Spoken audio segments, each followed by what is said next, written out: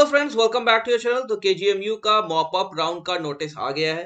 इस वीडियो में आपको पूरी तरीके से समझाएंगे कि मॉप अप राउंड क्या है और किसको पार्टिसिपेट करना चाहिए। देखिए कि इंपॉर्टेंट राउंड है, एक अपॉर्चुनिटी है आपके लिए कि शायद आपको यहाँ पे सीट मिल जाए। तो आइए नोटिस देखते हैं क्या है। नोटिस ये है कि the candidates who had appeared in entrance examination, मतलब जिन्होंने एंट्रेंस एग्जामिनेशन दिया है और जिनका रिजल्ट डिक्लेयर हुआ है 22 दिसंबर को। और पहला जो नोटिस का पार्ट है, पहले आप समझिए दो पार्ट में नोटिस है। उसमें कहा है जो आपके एससी फ्रीडम फाइटर रैंक और एससी में फिजिकली हैंडीकैप्ड, ठीक है, और अनरिजर्व में फिजिकली हैंडीकैप्ड और ईडब्ल्यूएस में फिजिकली हैंडीकैप्ड कैंडिडेट्स, ठीक है। तो चार कैटेगरी हो गई यहाँ पे। एक फिजिकली हैंडीकैप में आपका एससी हो गया, अनरिजर्व हो गया, ईडब्ल्यूएस हो गया और एससी में फ्रीडम फाइटर, ये चार कैटेगरी हो गई। इनको बुलाया गया है, किसके लिए बुलाया गया है? थर्ड काउंसलिंग के लिए, मॉप अप राउंड के लिए नहीं बुलाया गया है, थर्ड काउंसलिंग के लिए। तो पहले क्या होगी? Third counselling. वो कब होनी है? आप डेट समझिए, 12 जनवरी को होनी है। अभी आप समझिएगा, पूरा नोटिस ध्यान सुनिए। 12 जनवरी को थर्ड काउंसलिंग होनी है, जो कि 9 बजे होगी, ठीक है, केजीएमयू में। आपको ये सब पता है कि क्या फॉर्मेलिटीज है, क्या डॉक्यूमेंट्स लेके जाना है, वो भी हम डिस्कस कर देंगे। अब देख लेते हैं, सेकंड काउंसलिंग जब हुई थी उसके बाद कितनी सीटें बची। 4 सीटें यहाँ पे बची हैं, ठीक है। टोटल कितनी सीट बची है? 4। इसमें मैंने जैसे बताया कि फिजिकली हैंडीकैप्ड अनरिजर्व में एक बची हुई है, एससी में फिजिकली हैंडीकैप में एक सीट बची हुई है, ठीक है, ईडब्ल्यूएस में फिजिकली हैंडीकैप में एक सीट बची हुई है और एक सीट आपकी शेड्यूल कास्ट में, आपकी एससी में फ्रीडम फाइटर बची हुई है। ये 4 सीटें हैं। तो आप एक चीज तो क्लियर हो गई, ये चारों सीटें अभी तक नहीं भरी गई हैं 2 राउंड ऑफ काउंसलिंग के बाद। और चांसेस भी बहुत कम है कि ये सीटें भर दी जाए, शायद एक भर जाए या 2 भर जाए, लेकिन 4 सीटें यहाँ अवेलेबल हैं। तो अभी क्या होगी? थर्ड काउंसलिंग होगी। अब इसमें आगे क्या है इंपॉर्टेंट चीज, देखिए, थर्ड काउंसलिंग इन्हीं लोग से भरी जाएगी। अगर ये कैंडिडेट्स नहीं आते तब क्या होगा? तब ये होगा, if the eligible candidates are not found at the time of third counselling, सब कैटेगरीज जो ये सीट्स हैं, ये चारों सीट्स, ये कन्वर्ट हो जाएंगी ओपन कैटेगरी में। किसमें कन्वर्ट हो जाएंगी? ओपन कैटेगरी में। रिजर्व कैटेगरी में नहीं होंगी, ओपन कैटेगरी में होंगी, ठीक है। तो ये चारों सीटें अब कन्वर्ट हो जाएंगी ओपन कैटेगरी में, इसमें कोई रिजर्वेशन लागू नहीं होगा, ठीक है। तो अगर ये नहीं आते, मान लिए चारों नहीं आए, तो कितनी सीट अवेलेबल हो गई? 4 सीटें, और चारों सीटें केजीएमयू में है। और इन चारों सीटों को फिलिंग कैसे होगी? आपकी होगी ओपन कैटेगरी में, कोई रिजर्वेशन वाइज नहीं होगी। तब वहां पे स्टार्ट हो जाएगा मॉप अप राउंड, ठीक है, जो स्टार्ट होगा 1 बजे। कितने बजे स्टार्ट होगा? 1 बजे।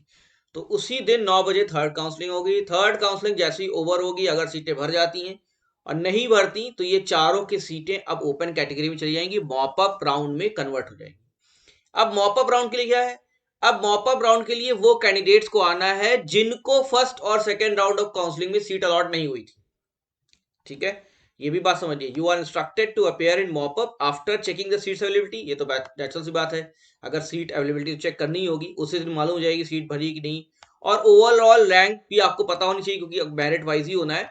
लेकिन only those candidates for whom the seats were not allotted in previous counselling, मतलब फर्स्ट और सेकंड काउंसलिंग में जिनको सीट अलॉट नहीं हुई थी, उन्हीं को अपेयर होना है मॉपअप के लिए। जब 9 बजे थर्ड काउंसलिंग ओवर हो जाएगी और 1 बजे जब मॉपअप राउंड स्टार्ट होगा, तो 4 सीटें अगर खाली रहती हैं तो वो ओपन कैटेगरी के थ्रू ये चारों सीटें फिल की जाएंगी और उन्हीं को अलॉट की जाएंगी जिनको फर्स्ट और सेकंड राउंड में सीट अलॉट नहीं हो पाई थी। अब यहाँ पे किस चीज का रोल आएगा? यहाँ पे रोल आएगा आपका रैंक का। और दूसरी चीज, जो कैंडिडेट वहां पे प्रेजेंट होता है। So candidate are required to present themselves in person. अब क्या होता है, कई कैंडिडेट सोचते हैं मेरा तो नहीं होना है, तो वो जाते ही नहीं काउंसलिंग में। और ऐसे बहुत से रैंक, हायर रैंक वाले तो काउंसलिंग में जाते ही नहीं। तो आपको ट्राई करना है, अगर आपको लगता है ठीक ठाक मेरी रैंक है, ठीक है, फर्स्ट और सेकंड राउंड की काउंसलिंग आपको रिजल्ट पता है किस रैंक तक गया है, तो आपको जाना चाहिए काउंसलिंग में। अगर ये चारों सीटें या 2 ही सीट या 1 सीट ही बचती है, तो आप as open category, reserve category candidate नहीं, ओपन कैटेगरी की तरह आप इसे पार्टिसिपेट कीजिए।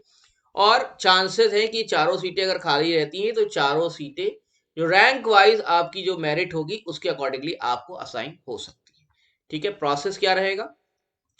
देखिए, जो कैटेगरी वाइज है उनको तो अपना सर्टिफिकेट लाना ही पड़ेगा। अगर ओपीसी कैटेगरी के भी हैं तो उनको विद कास्ट सर्टिफिकेट तो लाना ही पड़ेगा, ये सब तो चीजें हैं ही है। और photocopy of all document duly self attested. 300 रुपए का ड्राफ्ट आपको बनाना ही बनाना है, ये तो काउंसलिंग फीस है। और 5,000 रुपए आपको अलग से बनाना होगा फाइनेंस ऑफिसर, जो कि अगर सीट अलॉट नहीं होगा तो ये आपको वापस कर दिया जाएगा, तो रिफंड हो जाएगा। 300 रुपए का खर्चा है आपका। काउंसलिंग में आपको पार्टिसिपेट करना है, थर्ड काउंसलिंग, और थर्ड काउंसलिंग के बाद मॉप अप राउंड। तो ये वो इन्फॉर्मेशन है, अपने हिसाब से आप समझ लीजिए आपकी क्या रैंक आ रही है।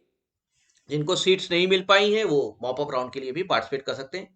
और मेरा मानना ये है कि ये 4 सीट्स अगर भर जाती हैं, इसकी चांसेस कम है, लेकिन 4 सीटें अगर अवेलेबल मिल जाती हैं तो ये 4 नए कैंडिडेट से फिलअप की जाएंगी। जिनको अभी नहीं मिली तो उनके पास एक चांस है कि शायद उनका हो जाए। आपको प्रयास करना चाहिए और प्रयास में कोई कमी नहीं रहनी चाहिए। So thank you very much. बने रहिए हमारे चैनल के साथ, सब्सक्राइब कर लीजिए। Best of luck.